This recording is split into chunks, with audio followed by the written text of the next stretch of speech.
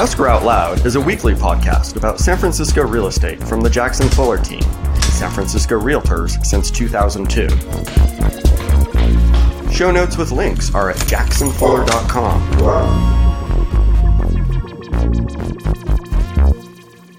Hi, Britton. Hey, Matt. Seen any good listings lately? I have. When did you do that? On Broker's Tour. Well, what's that? So if you've been out and about in the city on a Tuesday, you've probably seen a bunch of open house signs. And if you're not familiar with Broker's Tour, you might wonder, why in the heck do all these agents have their signs out for open houses? In fact, you might even think something like, OMG, I do not like it when agents have open houses on Sunday and still leave their signs out till Tuesday. Oh gosh, that would be really rude. Which I've seen every now and again, but that's not what's happening here. Tuesday Broker's Tour it starts at 9 o'clock and it goes till 4 o'clock on Tuesdays, and it also extends into Wednesday afternoons now. And it's 90-minute open houses starting in the north end of town and sort of sweeping out toward the west and then back up to the northeast. And it gives agents a chance to tour new listings so they can tell our clients about them. Yeah, and we take touring super seriously. We're generally out there every Tuesday. Obviously, when we have listings, we're hosting those for other agents. Sometimes we have assistants hosting them for us, and we get out and see what the market has to offer.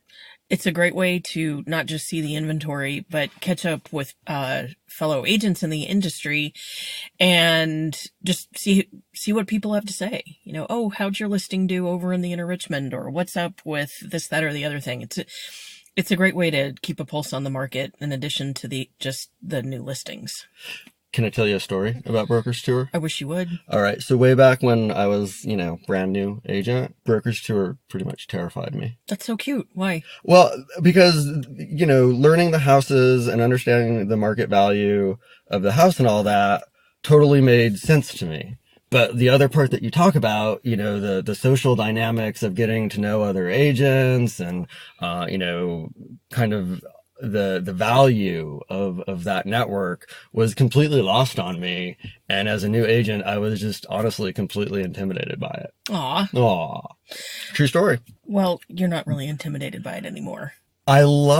So, at this point, we've been touring for, 16, 17 years, and San Francisco has roughly 10 house styles.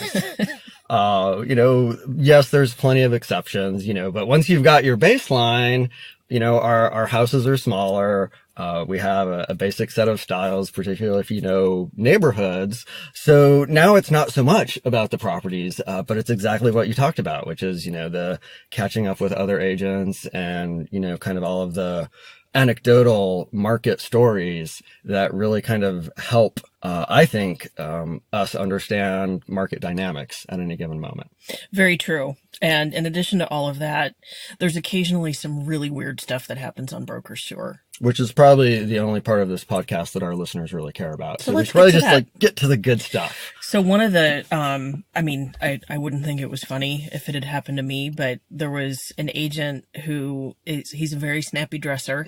Snappy dresser. And there are occasionally homes where when you go to visit, there's a sign saying, please take off your shoes. And it can be because it's raining. It could be because they just had the floors redone. It could be because they don't want the stiletto heels to damage the brand new floors.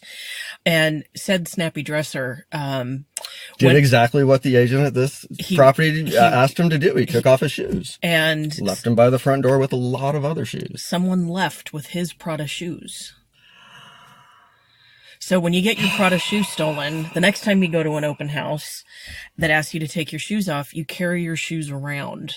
So after that, every time we saw him at a shoes off house, he was carrying his new Pradas.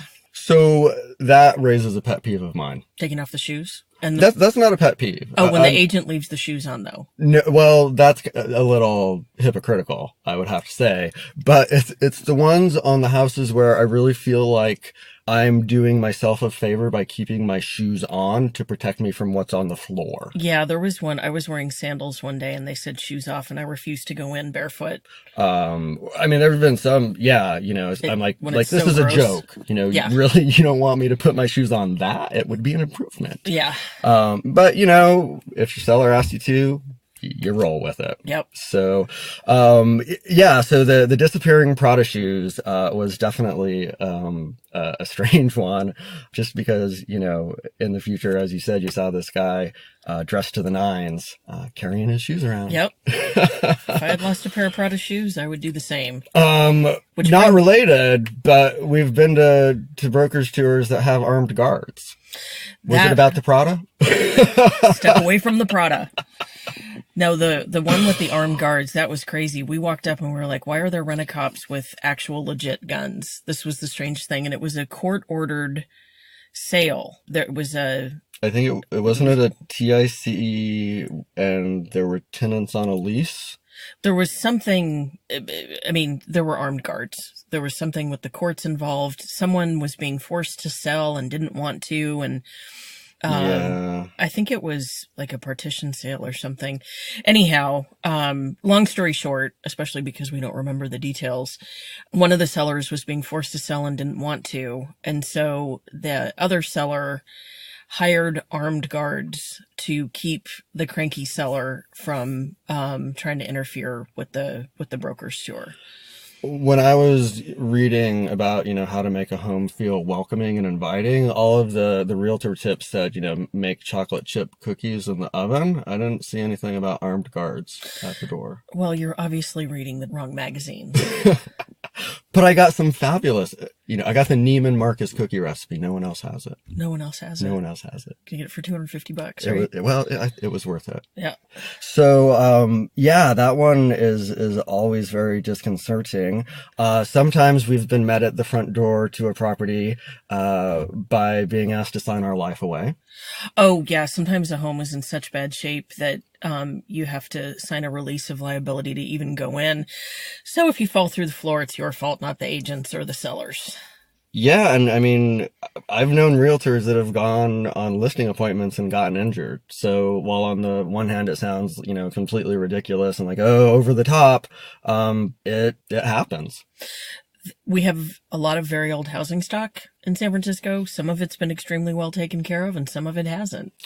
Yeah, some decks are more stable than others. Yeah. So, when we're out on broker's tour, it's not all stolen Prada shoes and armed guards between feuding sellers. It can be soup. It can be. The other day we had an agent who made us soup. Well, that was a super cute house. And it came with soup. It came with soup. Last week was Thanksgiving. This agent was in a turkey mood and she bought a whole new turkey and made turkey tortilla soup. And she had someone there with helping serve the soup. And it was so nice. It was kind of a cold, rainy day, little bowl of soup. Broker's Tour Catering had had its 15 minutes of fame. There was an article online published about it earlier this year. Some guy in the city found out about it, that often on Broker's Tour, agents will incent other agents to swing by offering them a tasty morsel to snack on while attempting to, see 20 to 40 properties in a day. I think 40 is probably the most we've ever seen. Have we ever seen 40 in one day? Somewhere between 30 and 40 we have. Oof. Yeah. Makes the brain explode. It does. Anyway, so somebody found out about this and got a copy of our tour schedule and went from tour to tour based on food and wrote a review of the food that was available. And I did read it, but it's been several months, and I feel like he either walked it or biked it. He certainly didn't drive it. I've always wanted to try actually doing a tour on a bicycle someday, to see if it could be done without having to do it on a car. Because speaking of cars and brokers tour, that always can be a situation. It can certainly be a situation because I've been outside listings when someone might be blocking a driveway. And I am not making excuses. I am just saying a lot of times agents will double park. You know what's tough on Tuesdays, Britton? Parking. Ding, ding, ding. Or, God forbid, block a driveway to go in real quick and take a look. And I saw a woman who I have never seen, I've never seen someone so incredibly angry. She was screaming so loud that people were looking out their windows, and her face was just beet red. And I mean, yeah, I'd be annoyed if I came home and someone was blocking my driveway, but it seemed just a tad out of proportion. I mean, so we're city residents. We have a driveway and a garage, and it's been blocked before, and we don't like it when that happens to us. So we totally, I mean, I think we understand it from that point. Yeah. You know, and the flip side, the calculus that, you know, a realtor is undertaking is you've got 90 minutes to see a fairly high number of properties. If you're touring hard, going in and out of those properties, you know, should take no more than, let's say, 30 seconds to 90 seconds. If you know your layouts, you're looking at finishes and things that make it unique. So if you take someone else's driveway or block access to it or double park, you're making this calculation that for the next 30 to 90 seconds, you're going to be fine. And statistically speaking, most times you are. But when you are not, it is not pleasant. Yeah. And we try very, very hard to be good, courteous parkers. We are not perfect. And I don't know what more I can say. Yeah. No, it's a balance on And I mean, I hate even admitting that I might pop into someone's driveway for 90 seconds, but occasionally I do it in the hopes that they're not going to be coming or going at that exact moment. And this is what I can tell you from personal experience. If you do it, move your car and apologize right away. Absolutely. Don't argue. No. Don't ask for 30 seconds. Don't, just say, I'm sorry, and move the car. Yep. And let them get on with their day. What else has happened on Broker's Tour? What else has happened on Broker's Tour? Well, then there's when you get starstruck when you're on Broker's Tour. When you walk into come on, you see me every week. Well, you know, you're not my only celebrity sighting. What? There was the time that we were walking through a house and Joe Montana was looking at it. Day in the life of a realtor. The glamour, the glitz. Did you know what I love about this story? What? You had to tell me this. I had no idea. I know. I remember like poking you and going, that's Joe Montana.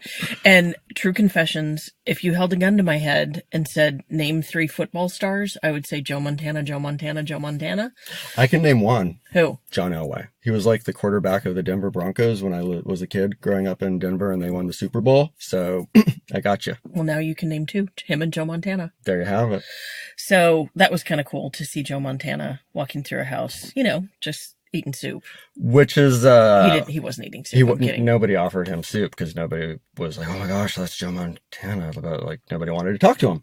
I also saw Joe Montana at the produce section in Whole Foods one day. And for the record, you are not stalking Joe Montana. No. These are just coincidental sightings, but some brokers get really upset when not real estate agents, not realtors come to their broker's tour. Like Joe Montana. I've actually, you know, Joe Montana wasn't asked to leave this tour. I think he was actually with his agent. But I have been at brokers tours before where clients have shown up. You know, principals, people interested in purchasing the property. And the agent tells them to leave and come back, by appointment with their agent. And that, I mean, I don't know. We actually list our brokers tours as open houses. We do. We list them at open houses so they show up in all the... So they show up to the public.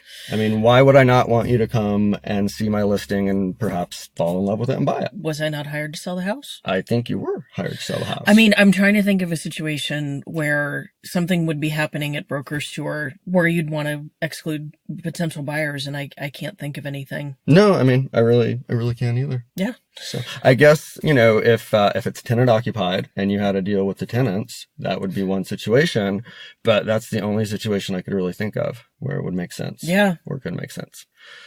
Tales from Brokers Tour. Tales from Brokers Tour. Never a dull moment. Never a dull moment.